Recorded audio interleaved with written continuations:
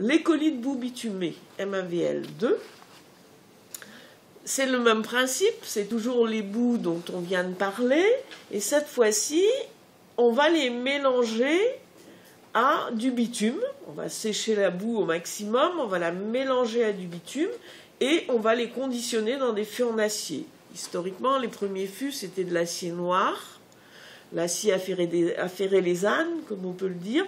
Depuis le début des années 90, ce sont des fûts en acier inox. Et ces boues contiennent les fameux sels radioactifs qui sont à l'origine de la radioactivité et qui sont ceux que les effluents liquides ont récupérés. Donc ici, vous avez encore un mélange de boue et de bitume. Après, vous avez une petite image de la façon dont c'est produit. Après bitumage, il y a un carrousel et le mélange boue-bitume tombe dans les fûts. Un écorché, vous voyez qu'il n'est pas rempli jusqu'en haut, hein. Et un colis, alors ça c'est un colis de boue du type LAG en acier inoxydable. Aujourd'hui, dans l'inventaire du projet CIGEO, on a 42 000 colis de boue bitumée. Ça représente à peu près 18% de l'inventaire des colis MAVL en colis. Hein. 18% des 170 000 colis MAVL, des 230 000, pardon, de la totalité des colis, je me trompe, de la totalité des colis qui vont aller dans CIGEO. Ils ont commencé à être produits à Marcoule en 66, 89 à La Hague. Et ils sont entreposés aujourd'hui, il y en a à peu près 10 000 sur le site de La Hague et le restant sur le site de Marcoule.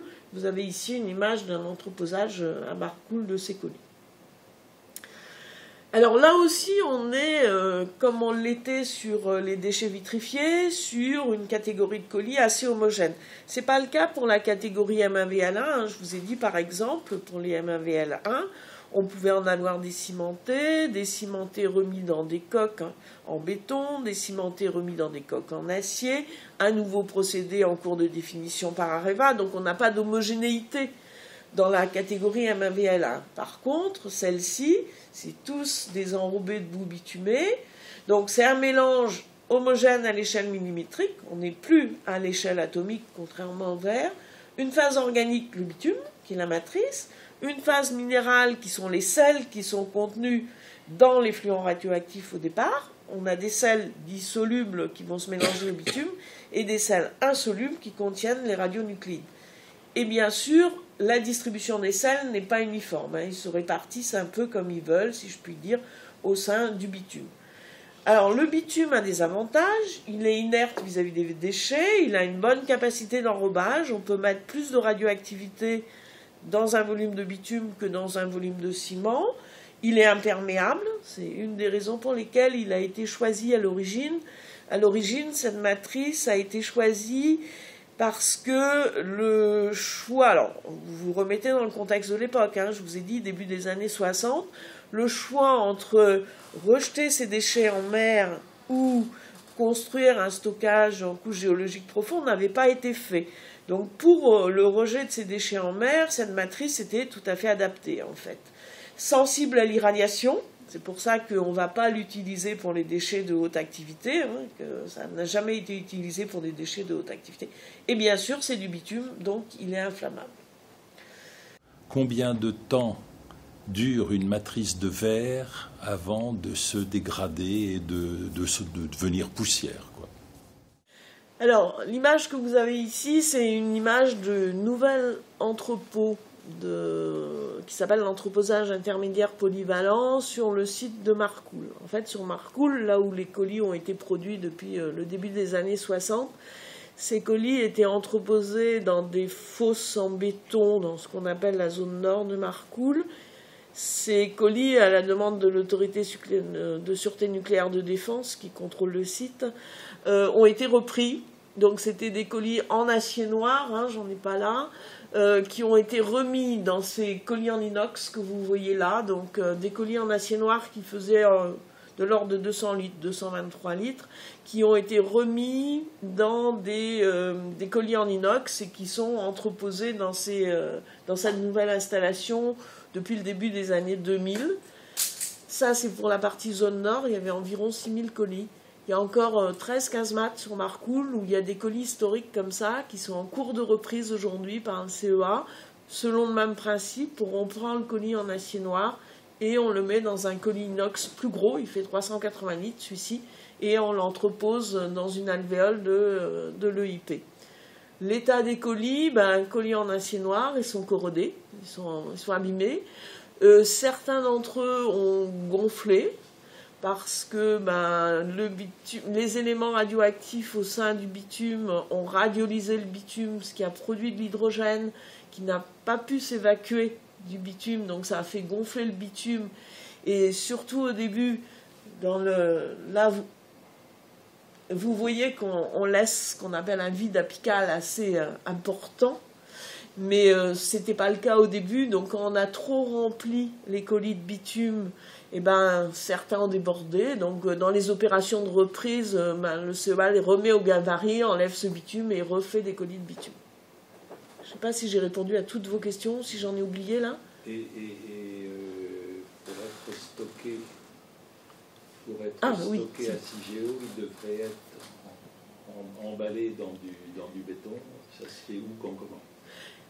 Oui, effectivement. Alors, le CEA, puisque encore une fois, une grande partie de ces bitumes relève du CEA Marcoule, a réfléchi à une possibilité de les mettre directement en conteneur de béton sur le site de Marcoule. Malheureusement, c'était trop difficile à transporter par la suite. Pour des questions d'irradiation, pour éviter l'irradiation, ça faisait un colis trop lourd à transporter. Donc ce qui est prévu aujourd'hui, c'est que tous les colis bitume, que ce soit ceux de la Hague ou ceux de Marcoule, soient transportés sous forme de colis primaires, donc cette forme-là, dans des emballages de transport par le rail, comme vous le savez, et soient mis en conteneur de stockage sur le site de CIGEO. Dans des castors. Alors, ce sera vraisemblablement pas des castors qui, de mon point de vue, est le nom spécifique d'un emballage de transport de combustible usé. Je peux me tromper, mais un emballage de transport adapté au colis bitume. J'attire votre attention là-dessus. Des sels dits insolubles contenant les radionucléides. Donc, ce sont des composés chimiques solides qui contiennent les radionucléides, donc qui restent sous forme de composés solides au sein de la matrice bitume elle-même, avec des dimensions, comme vous pouvez le voir, différentes, qui sont réparties de façon, on va dire, aléatoire, en tout cas non répétitive au sein du bitume. Et surtout, ces sels sont susceptibles d'interagir entre eux, et interagissant entre eux, vont produire de la chaleur. C'est ce qu'on appelle une réaction exothermique. Alors, ces sels, ils ne vont pas interagir entre eux à partir de 5 degrés ou 10 degrés. Il faut déjà une certaine température pour que cette réaction chimique se mette en place. Mais comme elle-même va élever la température, elle risque d'amener d'autres sels à réagir entre eux, et ainsi de suite. Donc on a un processus un peu divergent qui peut aller jusqu'à faire chauffer le bitume, voire faire s'enflammer le bitume. Voilà la problématique du bitume, en fait. Ce n'est pas un problème de radioactivité. Nos sels seraient non radioactifs, on aurait la même problématique, c'est vraiment un problème de chimie.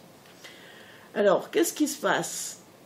On va revenir un petit peu, en essayant de faire vite, sur qu'est-ce qui peut se passer. Alors, on a ici notre colis bitume qui va s'échauffer, et puis, selon le process que je viens de vous décrire, risque de monter de plus en plus en température.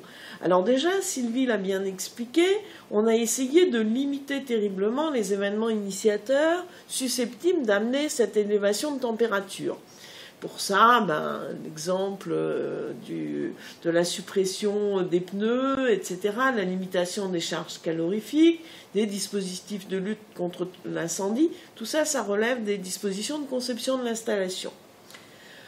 Ensuite, je viens de vous dire que ces réactions chimiques, elles n'intervenaient qu'à partir d'une certaine température. Alors ça va nous ramener directement à la question de monsieur là-bas tout à l'heure.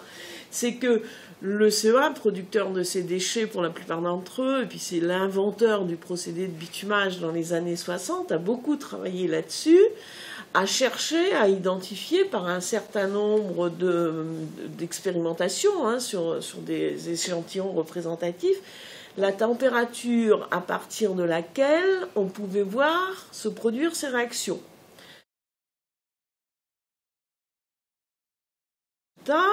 Et on a pris des marges, c'est-à-dire que si le CEA a trouvé 100, on a pris 80, etc. Bon, donc on a fait aussi un certain nombre de travaux là-dessus, en se disant, ben, si on reste toujours en dessous de cette température, il n'y aura pas cette fameuse réaction chimique qui nous ennuie. Ensuite, on a voulu isoler notre colibitume à la fois d'une élévation de température externe et à la fois des colis de l'autre côté pour éviter la propagation de cet échauffement si jamais il se produisait. Alors quand je parle du colis de l'autre côté, bien sûr, là on est dans notre conteneur de stockage en béton dans lequel on a mis nos colis bitumes. Donc tout ça, ça fait vraiment porter des choses sur le conteneur de stockage en béton. Alors qu'est-ce qu'on a fait pour ça ? Ça, c'était une demande de la Commission nationale d'évaluation dans son rapport de 2012, me semble-t-il. On a fait un certain nombre d'essais. Alors, je vous ai déjà parlé des essais qu'a fait le CEA et des démonstrations qu'a fait le CEA pour trouver la température à partir de laquelle on risque d'avoir des réactions. On a fait des essais aussi à l'échelle 1. Alors, vous avez ici une représentation des conteneurs avec les colis bitumes à l'intérieur, pour caractériser le comportement au feu du colis de stockage. Alors celui-ci, c'est celui qui a fait l'objet des essais échelle 1. On l'a fait, je l'ai vu de mes propres yeux, on l'a fait brûler d'une part dans un four suivant une courbe de température ISO quelque chose, qui est une courbe de température qui est utilisée pour caractériser les matériaux des porte-coupe-feu, des choses comme ça, vous connaissez ça bien mieux que moi.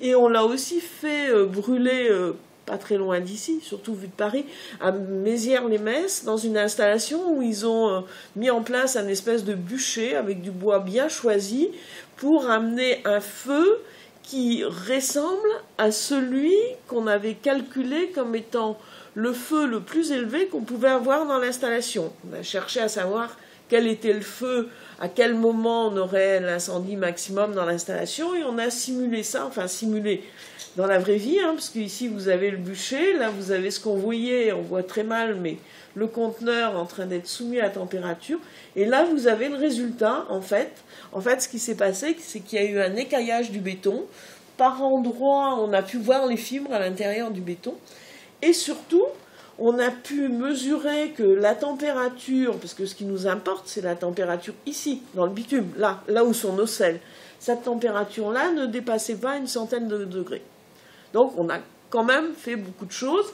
Ça nous a aussi conduit, ici vous voyez que ce conteneur il n'est pas très épais, ça nous a aussi conduit, encore une fois, pour protéger les colis de l'incendie externe et pour éviter de transmettre quelque chose qui se passerait dans le colis aux colis qui sont à côté, on a fait des conteneurs, c'est les plus épais, Sybille l'a dit, 20 cm, on a 20 cm de béton tout autour de nos colis primaires en bitume. Ceci étant, tout ça n'a pas suffi à l'autorité de sûreté, tout simplement parce qu'on va revenir sur celui-ci à cause de la variabilité des colis, ce qui rejoint ce que disait monsieur tout à l'heure sur les colis qui ont été produits dans les années 60. Parce qu'on est dans des réactions chimiques entre nos sels, qui sont évidemment liées à la nature des sels et à la quantité de sel qu'on a dans chacun des colis, et que, comme on connaît mal, parce qu'encore une fois, on n'a pas mesuré à l'époque la quantité de sel qu'on mettait dans chaque colis, l'IRSN et l'ASN disent on ne peut pas exclure le fait que dans un colis particulier, on ait des quantités supplémentaires, etc. Donc le CEA continue ses travaux toujours pour déterminer la température minimale à partir de laquelle on peut avoir cette fameuse réaction. Donc on continue à approfondir ce sujet-là, bien sûr avec l'instruction de l'IRSN derrière. Et puis, dans l'avis de l'ASN, qui estime que les dispositions actuelles ne permettent pas de démontrer la sûreté, l'ASN reprend les avis de l'IRSN et des groupes permanents, suggère 2 voies d'études. Première voie, là, qui est radicale, un peu comme pour éviter le facteur humain, on supprime l'homme. Là, pour éviter le problème du bitume, on supprime le bitume. Alors, il parle de neutraliser de la réactivité chimique.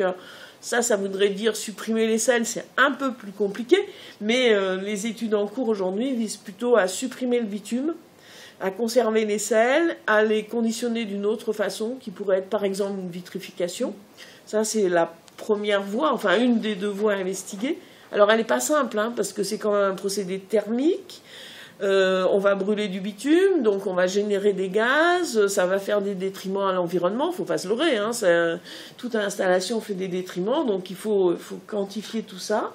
L'autre voie, c'est renforcer la conception, notamment en matière de prévention, de détection, de limitation des conséquences, mettre encore plus de moyens pour détecter les élévations de température, encore plus de moyens pour éviter la propagation d'un colis à un autre, et puis encore plus de moyens, parce qu'on en a déjà, pour limiter les conséquences et arrêter l'incendie. Et puis je crois que la feuille de route, je l'ai déjà décrite tout à l'heure en réponse à la question de monsieur, en disant qu'on continue les études là, on décidera le moment venu, c'est trop tôt aujourd'hui pour choisir, on investigue les deux pistes, on décidera le moment venu de ce qu'on propose dans la demande d'autorisation de création, et la conclusion c'est que dans tous les cas de figure, Cigéo ne sera autorisé à recevoir des colis dont la sûreté en stockage est parfaitement assurée et acceptée par tous. Alors est-ce qu'on les recevra en l'état dès 2035 ou beaucoup plus tard après avoir été traités, ou parce que les études auront pris du temps, auront montré qu'aux températures qu'on atteint, il n'y a vraiment aucun risque. C'est trop tôt pour le dire, mais en tout cas, il faut surtout retenir ça. Voilà, on a des voies ouvertes, on continue à les travailler. Le HON étant là une collectivité, entre l'ANDRA, qui travaille surtout sur la partie conception, le CEA sur la partie traitement, mais tout le monde est associé dans les deux voies, hein, de façon à chercher la plus pertinente pour la demande d'autorisation de création et pour la suite. Et un dernier mot, l'adaptabilité de Cigéo, la progressivité de sa construction, nous permettra aussi de nous adapter si jamais, en fonction de l'évolution des recherches et de l'avancée des recherches ou de la mise en œuvre de procédés de traitement si besoin.